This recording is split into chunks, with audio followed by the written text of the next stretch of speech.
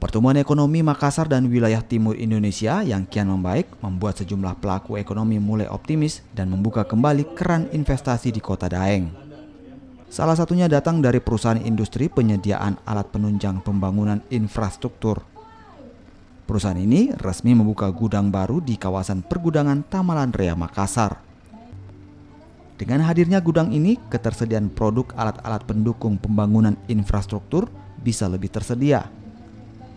Proses pembangunan infrastruktur untuk Makassar dan Indonesia Timur pun diharapkan bisa jauh lebih berkembang. Kenapa kita pilih Makassar dulu? Makassar kita lihat sebagai salah satu daerah potensi ya, karena kita lihat juga bahwa secara umum pemerintah juga telah menetapkan rencana strategis jangka panjang untuk pemerataan pertumbuhan ekonomi, di mana kita lihat bahwa pertumbuhan ekonomi di region Indonesia Timur diharapkan juga akan sangat pesat juga, dan tentunya itu nanti akan ditandai dengan dimulainya banyak sekali proyek-proyek infrastruktur yang akan dilakukan, kan proyek jalan tol, pelabuhan dan sebagainya.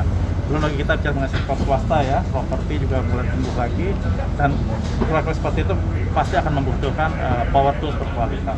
Disinilah kenapa kita pilih Makassar sebagai hub distribusi kita untuk meng-cover kebutuhan di daerah Sulawesi dan sekitarnya, seperti itu.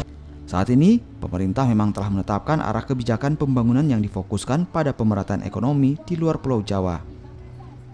Untuk kawasan Indonesia Timur, pemerintah memasang target pertumbuhan ekonomi 5,7% sampai 6,5%. Tim Liputan Kompas TV.